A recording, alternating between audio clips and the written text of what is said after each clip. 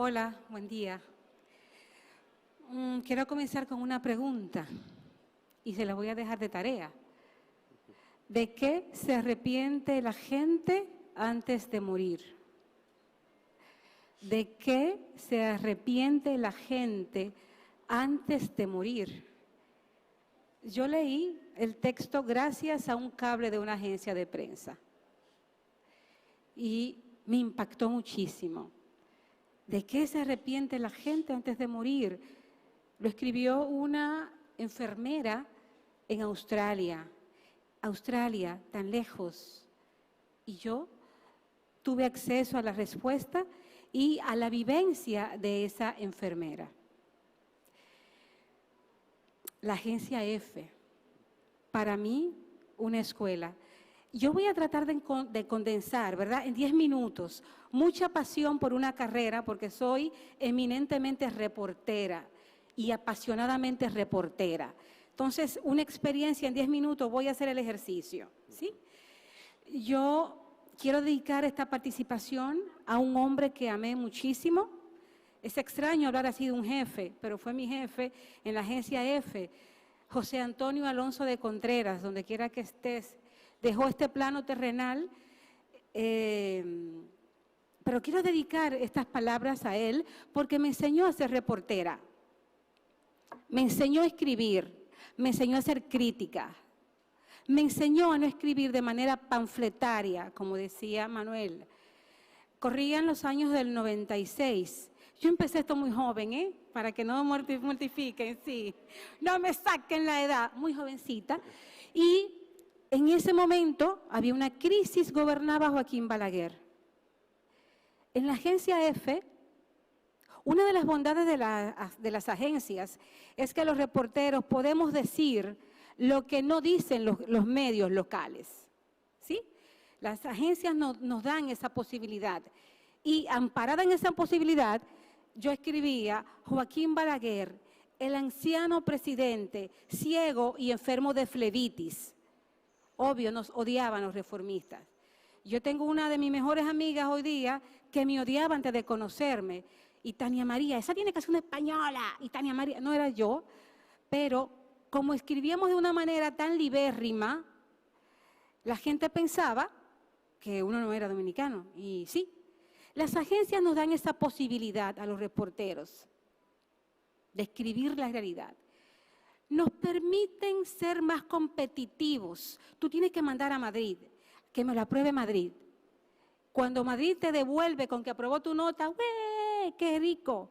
Porque prefirió la mía a otras. Cuando yo trabajaba en la agencia F, estaba el señor, solamente me acuerdo del apellido, Piedrahíta, pero que era un monumento. Cuando ese hombre te aprobaba una nota, entonces como periodista, trabajar en una agencia nos valida, porque lo estamos haciendo bien. Periodismo, agencia y lenguaje. Tienes que buscar la manera de buscarlas o aprenderte las palabras que no son por ejemplo, en mi caso, dominicana, bombona.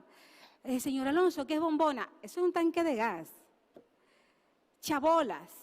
Si yo iba, por ejemplo, a hacer un reportaje y me iba a cualquier barrio, ¿verdad? Yo no escribía las casuchas, pues las chabolas. Porque en América Latina, cuando trabajamos en agencia, tenemos que buscar un lenguaje que el que lo lea en América Latina lo conozca. Entonces, eso fue un punto importante. Quise iniciar rápidamente por aquí, porque entiendo que el toque humano, hablar de las agencias, pero ¿qué es para un reportero, una reportera, trabajar en una agencia? Y como sé que aquí hay estudiantes, y bueno, también tengo ex estudiantes, es importante ese lado humano. Me alegra saber que Erika, que está aquí con nosotros, es parte de AFP, que es una de las agencias más viejas del mundo, es la más vieja, fundada en 1835, luego le sigue AP, que sigue también dentro de las principales, tenemos ANSA, que es la italiana, y tenemos a F de 1939. Si no fuera por las agencias, no conociéramos los desmadres en las Amazonías, los asesinatos, las injusticias hacia pueblos nativos. Si no fuera por las agencias, no habríamos conocido, vivido y sufrido, padecido el genocidio de 1994 entre Hutus y Tutsis.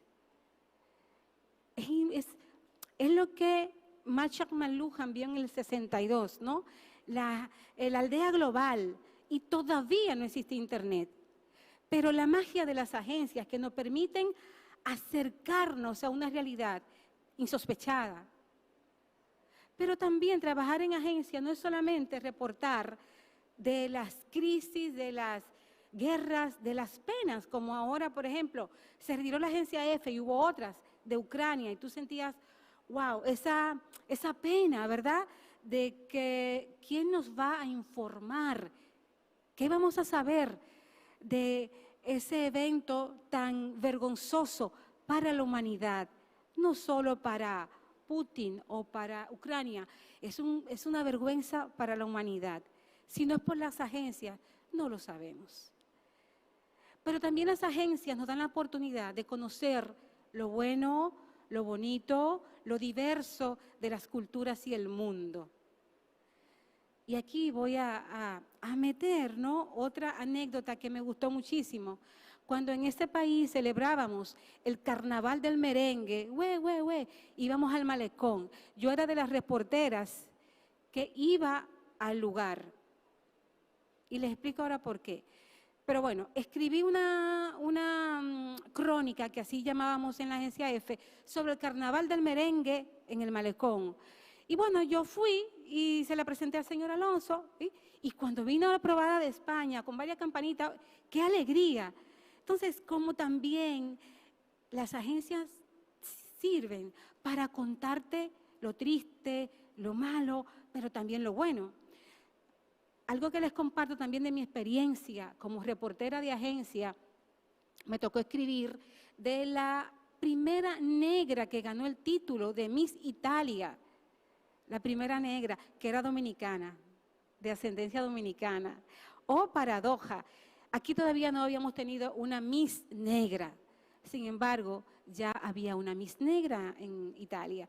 Entonces, son como las cosas que te van emocionando como reportera, la creatividad, que yo hablo mucho con mis estudiantes. La creatividad es lo que te da la diferenciación. En una agencia trabajas mucho.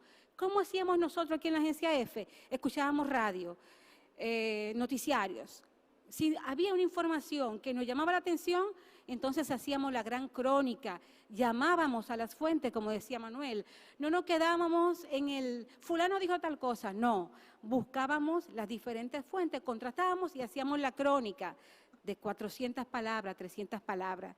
Entonces eso se convierte, además de que estás aportando a la democracia de tu país, porque estás contando historias, estás haciendo un relato que a veces los medios locales no cuentan, también como periodistas te vas validando. Algo que no quiero que se me olvide en este rápido tiempito que ya se me está agotando, estos 10 minutos, es, por ejemplo, la sensación que siento yo hoy día del periodismo que estamos haciendo acá.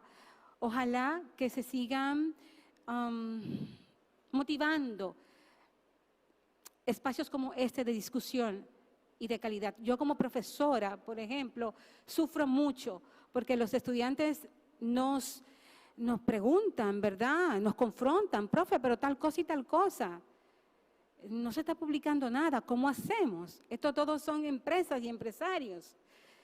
Entonces, ojalá que haya más espacios como estos de discusión y que se abra el campo de agencia, sino también a prensa local y cómo podemos fortalecer el diarismo y cómo podemos fortalecer la prensa dominicana. Y para finalizar, la respuesta a la pregunta, ¿de qué se arrepiente la gente antes de morir? Que fue un reportaje de agencia que me impactó. Yo no sabía que iba a ser psicóloga en ese momento, ni que iba a ser terapeuta familiar como lo soy. Sin embargo, ese cable internacional que leí, fechado en Australia, me cambió la vida. Y le voy a leer, porque lo quiero mencionar textualmente. ¿De qué se arrepiente la gente antes de morir? Es un libro de la enfermera especialista en UCI, es decir, ella veía a los pacientes ya en cuidados paliativos, en UCI, y hay 5, pero le voy a mencionar solo la principal. La gente dice lo siguiente: ojalá hubiera tenido el coraje de hacer lo que en realidad quisiera hacer y quería hacer, y no lo que los otros esperaban que hiciera. De eso se arrepiente la gente mayormente antes de morir, y que yo aprendí en un cable de una agencia internacional. Se arrepiente de no haber hecho lo que quería, de no haber sido quien quería ser, de siempre cumplir las expectativas de los demás, de mamá, de papá, de mi esposo, de mi esposa. Entonces, para magia, ese texto yo lo uso como psicóloga y como terapeuta, y no fue coincidencial que lo quise dejar en la sala. Que equiparemos las informaciones importantísimas. Yo no hubiera sabido de esta señora que se llama Bronnie Ware, una enfermera australiana, si no hubiera sido por la agencia donde leí el cable. Pero esto ha sido transversal en mi vida, y ahora que yo soy terapeuta lo uso. Y con toda la mala intención del mundo y con toda la mala leche del mundo, se lo dejé a ustedes. Para reflexionar, ¿de qué te arrepentirías tú si te vieras en una UCI? ¿A quién estás complaciendo? ¿Al medio? ¿A ti? ¿A tu esposa, a mamá o a papá? Ojalá que el día que te llegue ver a la parca de frente, digas tranquila o tranquilo: hice todo lo que me dio mi regalada gana, me lo gocé, fui feliz. Ojalá que no haya lágrimas de arrepentimiento por lo que pude haber sido y no fui. Muchísimas gracias.